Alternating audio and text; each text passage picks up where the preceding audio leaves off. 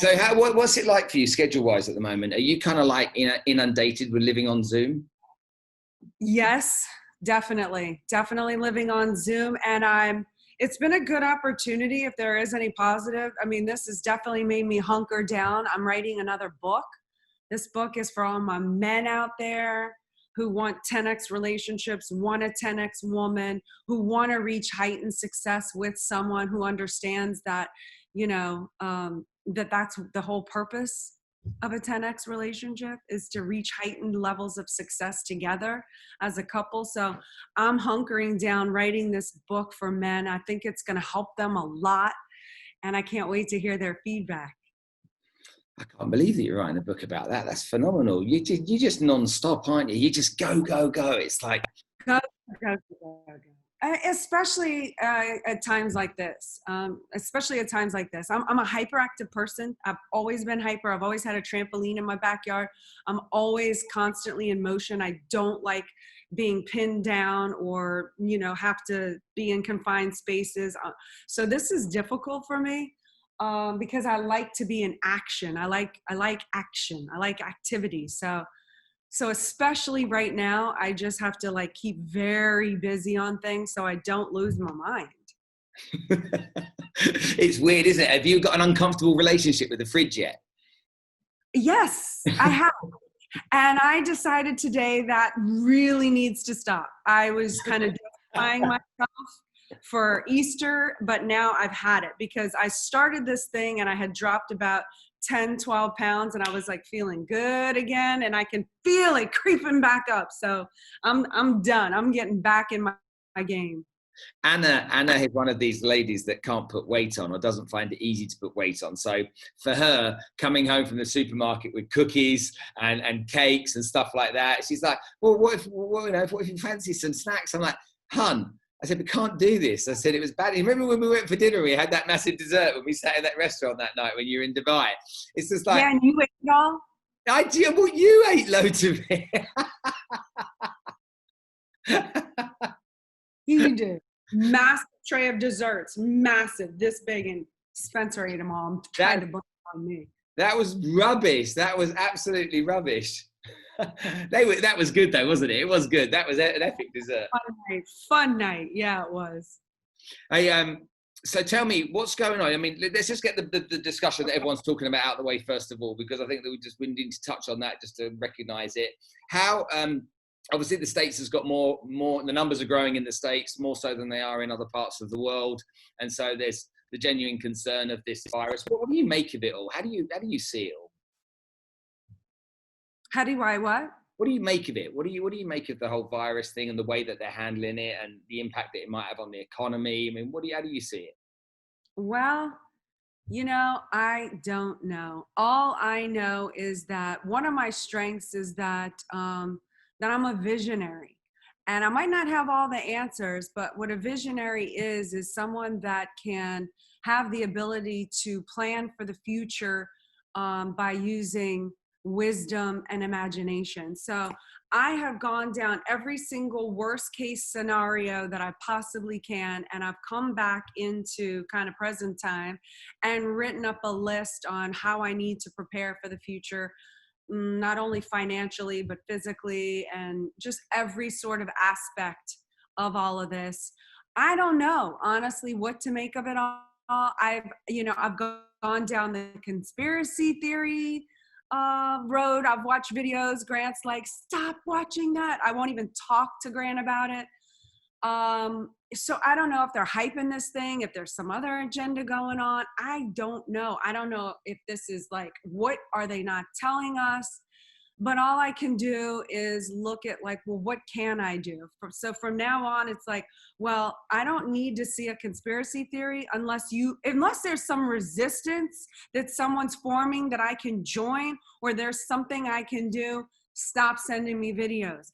Okay, this 5G thing talk. Okay, if there's a letter I can write to say, hey, I don't want the towers, I'm going to fight this. Okay, tell me about that. Let me do my research. Is it really putting radiation out? How can we stop this? If I can't do something about it, I'm don't send it to me. Send it to me with a solution. So, I mean, I don't know what to make of it all. I'm as confused as everybody else, but I do know what I can do. And what I can do is I can come out on the other side of this a better, stronger, more unstoppable me. I went through 2008. I've been preparing for this moment since then. The moment has arrived. It still hurts. I still think, oh my God, have I been underprepared? Did we not help prepare people enough? I go through all those little things in my head, circuits or whatever. And all I can say is I'm in a better condition to succeed or to come out of the other side of this because I know what to do. I've been there before. I've done it. I've hunkered down. I've accepted. The number one thing that I heard Grant say actually is accept where you're at, accept the conditions, accept like worst case scenario, take yourself to zero. I've done that. If you don't know what take yourself to zero means, it means in your mind, take yourself to zero. Like if you had no money, how do you use your imagination and wisdom to plan for the future? Do you need to get another job? What can you do? How do you get yourself out of there to be able to provide for you and your family when this is done? So I've taken myself to zero. The third thing we've done is economize.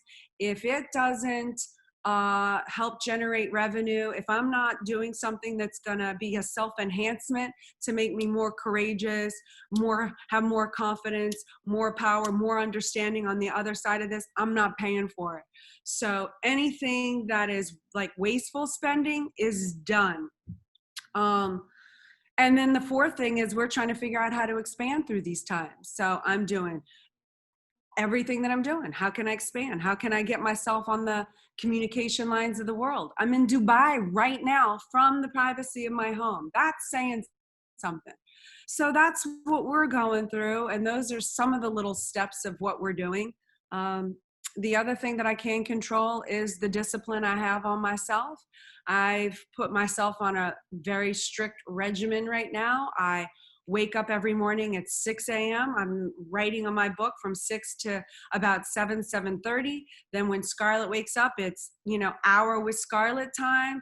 It's, then Scarlett gets put on projects or homework or whatever. I go back on my book or I'm doing podcasts, but I'm also building up my immune system by taking my vitamins, drinking my gallon of water throughout the day. Just checking off my to-do list of everything that I can do so that when I'm done with this, I have more confidence. And confidence comes from doing what you say you're going to do. A lot of people go through the kind of I call it the three boxes. They go into shock when they first experience something like this. They then move on to a box of fear and worrying about what can happen because they're consuming maybe a lot of news on social media or news on the news channels even, whether that's BBC, CNN or whatever. And when they're stuck in that place of fear and worry, it paralyzes them so that they can't move forward. And then the box they move into, I believe, is that one where it's kind of like, okay, enough is enough. I need to do something now. I need to fight. And it's that box that people need to move to, I believe, now, quickly. Because when you get to that state, you get to your patience is worn down. You've got to crack on and you've got to get on with your life. But also another aspect of that is that 75% of the population live paycheck to paycheck. So with that percentage of the population living paycheck to paycheck, they're going to get to a point where they have no choice. They're not going to be able to buy food. They're not going to be able to buy diapers, that kind of stuff. So that is going to have to put them into that fight mode where, they can't be controlled by essentially a police state. They've got to now say to themselves, look, I've got to feed my family. I can't sit in this apartment anymore. I've got to get out and feed my family. And so when you look at entrepreneurs and business people out there, getting them into that state of fight, for me, is everything that I'm focused on at the moment. It's like, how can I take you from wherever you are, wherever your mind is right now, to the place where you fight? And it's not a place of being super positive. It's a place of going from being negative just to neutral for now. It's because at neutral, we can get them into planning mode. We can get them into a phase where they say, right, now I need to plan. Okay, I'm going to create a plan and then I can execute on that. Once I've executed, even if that's a week's plan or 2 weeks plan, I can then feel some confidence and I can move into the positive territory. Do you agree with that kind of stuff? For sure. I mean, I believe in planning and preparing. That's that's my motto: prepare for the worst and, hope it never happens. And, people look at me like I'm crazy half of the time for some of the stuff I plan for, but you know what? I'd rather be prepared and own up to that responsibility, that if something went down, bad or good financially, or like what you said, if people get hungry and riots start in the street, or people try to break into houses or come up here or whatever, it's like I prepared for every case scenario, because I understand that these times are difficult and people might get desperate. I'm hoping it doesn't get to that point though. I'm really hoping we can figure out how to phase and open up. And I'm hopeful at this point. At this point, I haven't seen so much craziness. I haven't heard so many crazy stories. So I'm really hoping that we can all come together in a very humane, humanitarian way and help each other out and get through this together. I'm sensing that people truly are good, and these times can bring out good, but I'm also prepared for evil. But I don't really think it's going to go there. Okay, so 2008, 2009 came along, and I remember Grant talking a lot about the fact that he really accelerated into that period. It was like it was time for expansion. A lot of people would say, oh, it's okay for you. It's okay for him. It's okay for her to think about that. I've got cash flow issues. But it isn't, to me, it isn't always about money. Sometimes it's about expansion of your mind, expansion of your creativity. A lot of the time people don't like change. And because they don't like change, until they're forced to change, it doesn't happen. So great example is here in Dubai. I'm out and about seeing clients, doing my job, jumping in the car, running around the city. And then this situation happens, which means I'm now literally limited. Hey guys, how you doing? I'm literally limited and I have to do everything from my dining table essentially. But because that change has been forced upon me, because I lent into it rather than getting scared of it, okay, I accepted it and did something about it. And I think there's so many things that people can start doing now. When it comes to social media, people say, yeah, but Grant and Elena have got great audiences on social media.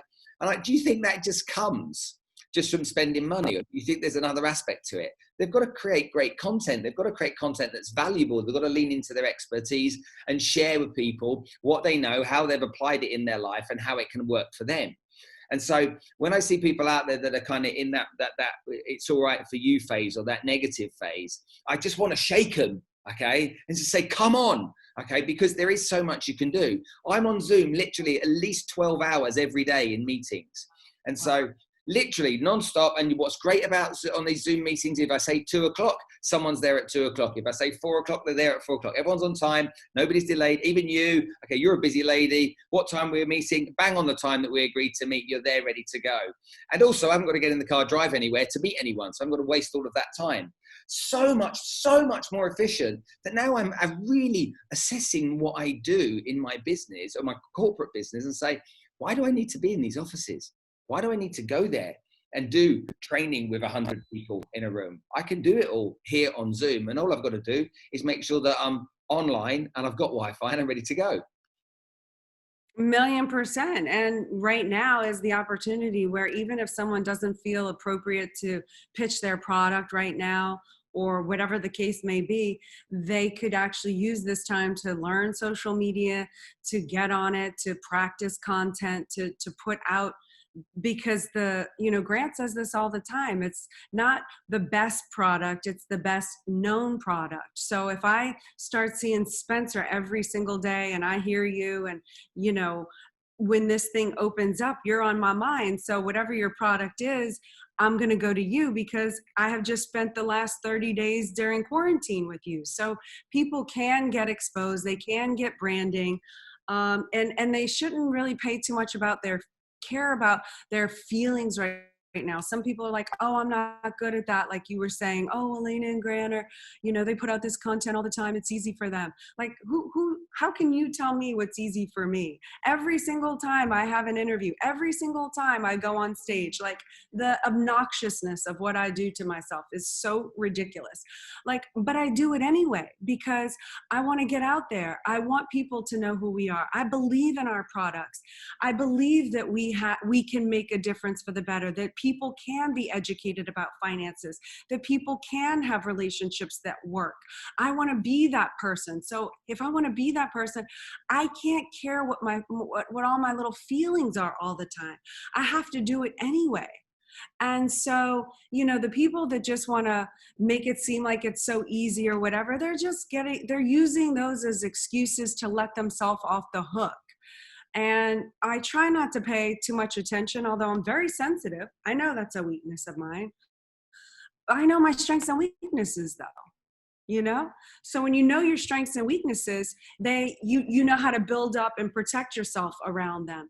So I know that I care and I'm sensitive, but it doesn't stop me from doing what has to be done. And if you don't believe in your product the way I believe in mine, that's saying more about you than it is about me.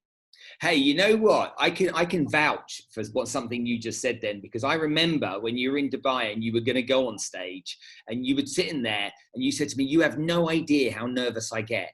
And literally the nerves are running through you before you went on stage. So as polished as you are, as experienced as you are, as exposed as you are, still getting up on stage is a really nerve-wracking and terrifying thing for you until you've got up there and done it.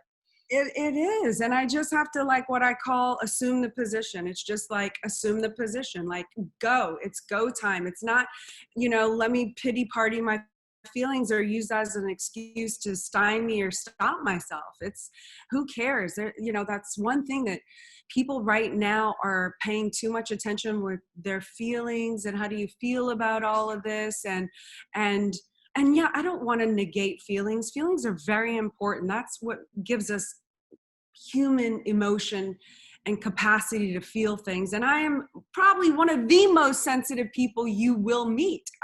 However, you can't use that as a thing to stop you and to hold you back in life. And I see too many people wanting to cry or get upset or this or that. And, it goes back to that acceptance level. If we're at war with this virus, when you go to war, you're at war. There's going to be casualties. There's going to be upset, but you're fighting a war. There's no time to sit back and cry or to feel sorry for yourself. You've got to win this thing, not only for yourself, but for your family and your community. So save the little cry pity party for later. And, what we're doing is figuring out how to just make ourselves bigger, badder, stronger, more unstoppable, because a lot of people depend on us. And I would rather die than let my own self, my family, my community, or the world that believes in us down. So, it's like, when you're going after a fire or you're a fire truck racing to go put out a fire, you're not going to sit there and be upset with the dogs chasing the tires, trying to bite your tires. I'm going to fight out wars. I can't stop and get caught up with all the little haters. They're going to say all their little negative comments that, have zero other products that they can produce for themselves. So their mission becomes about, let's see Grant and Elena fail, or whomever has this similar situation with their business. Let's get that product. I can't wait to see them fail, get divorced, go to nothing.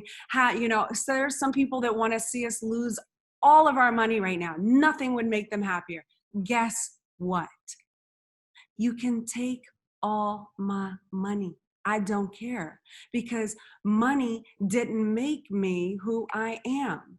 What makes me who I am, and which no one will ever be able to take away, is my courage, my integrity, my honor, my conviction, my discipline, my confidence, my willingness to dig in for greatness. And guess what? That comes with me. Whether some virus kills my body or not, or some person or whomever, no one's taken any of that away from me. That goes with me to the afterlife in heaven reincarnation, or whatever anyone else like believes, those attributes come with me. And on the other side of this, I will have more of that.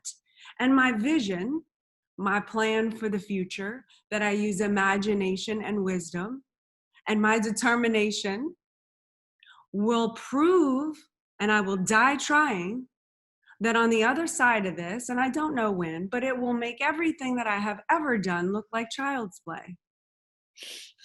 Amen, sister. Amen indeed. And all the people that want to fight for themselves for a better life because they know they're not just trapped in a little tiny body, that want to go for greatness because they know they can be that beacon of hope and they can take that responsibility for others.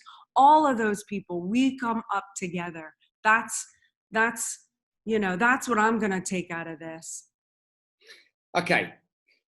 We've both got the Dunkirk spirit. We've both got the fight. We've got the courage. We're ready to go. Okay, let's make some good decisions. Let's give our audience 3 things that they can do today.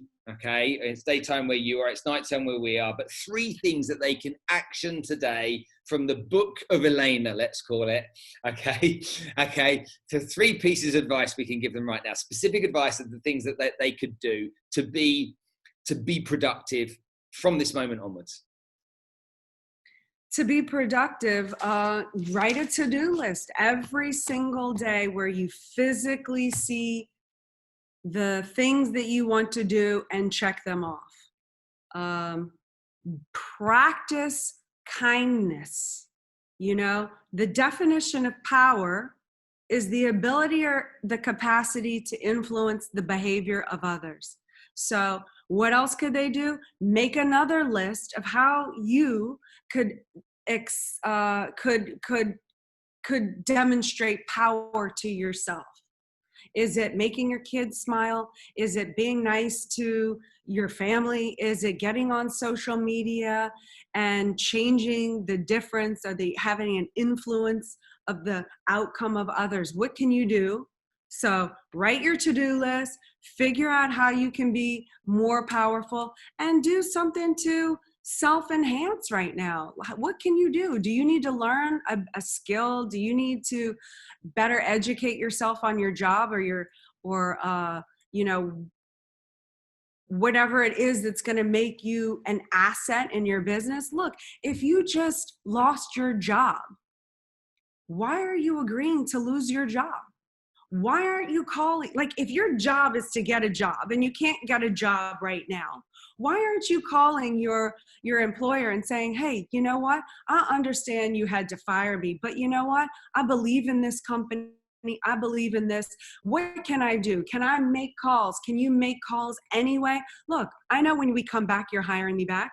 Why can't people use imagination, creativity, and wisdom to find and create a position for themselves, whether they're getting paid or not?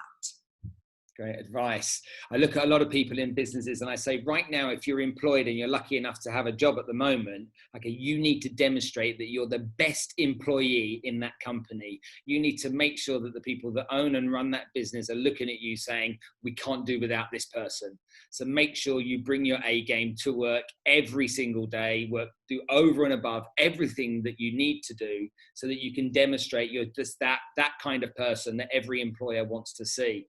Another thing that I'm noticing as well is a lot of people look at you looking glamorous and gorgeous as ever. Okay, a lot of people jumping onto their Zoom sessions with their staff, their employers, and doing their work together. But they look like they're in their sleepers. They look like they're in their pajamas. They look like they're in their wife beater t-shirts and stuff. And it's like, for me, I have to get into work dress for work mode. So during the day, I get up, do my exercise, and I put my suit on. Okay, and I'm the only person that's got my suit on. I work all day long, and all of the people I'm talking to on Zoom, I'm the one with the shirt and tie on. I'm the one that's dressed for business because I want them to know that I mean business. And I think that if everybody does that, okay, psychologically it positions you, doesn't it? When you get up and you're dressed for business, you feel like you can do more business type stuff, and you don't get sucked into wasting time on unnecessary types of activities. You say about the to-do list, love that.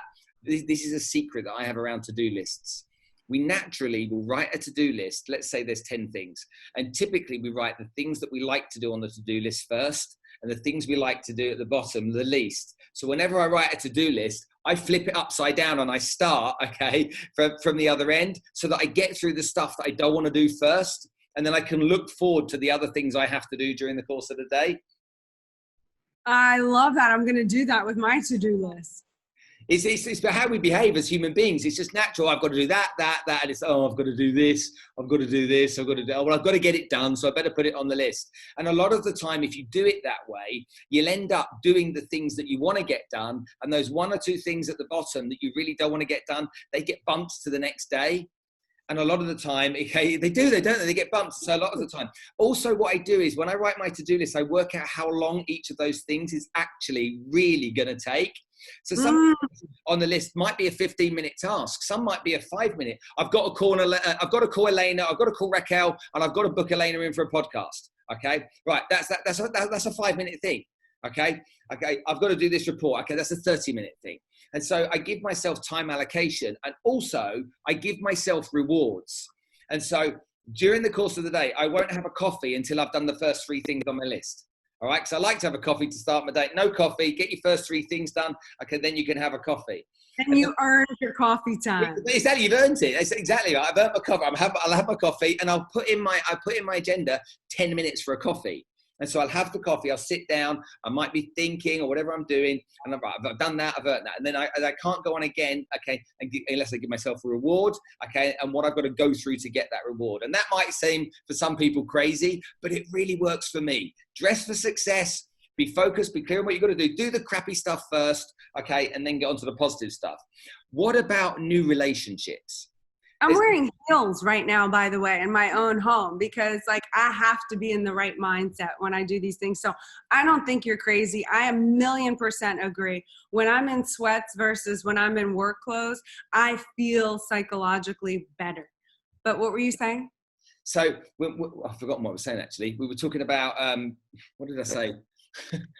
I've got such a terrible short-term memory. So we spoke about the things that, your work gear, you're scheduling things in your diary, taking the time out, giving yourself a reward for doing it. I love it. And some people do think I'm nuts, But, relationships are really important.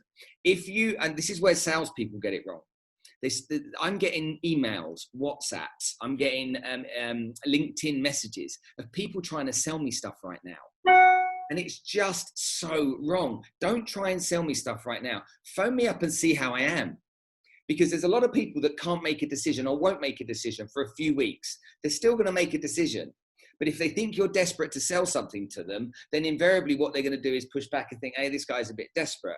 So I would take all of my database right now. So let's say I've got 100 people, 1,000,000 people, whatever the number is. I'd pick the phone up and I'd call everyone for 2 reasons. Number 1, people are answering the phone at the moment. They're answering the phone because they're at home. Usually they don't answer the phone. So people are happy to take a phone call. That's the first thing. The second thing is because they're happy to take a phone call, when you talk to them, you're going to talk to 2 groups of people. The group of people that when you say, how are you feeling about what's going on right now, that are in the doom and gloom phase, they're going to be, oh, it's really bad, it's this, it's that, and whatnot. And then you're going to have the other group of people. And those other group of people are going to be the pragmatic people, the Elena Cardones of this world, that are saying, you know what, the situation's not great. We've got to get things sorted out. But as soon as this is over, guess what? I'm accelerating.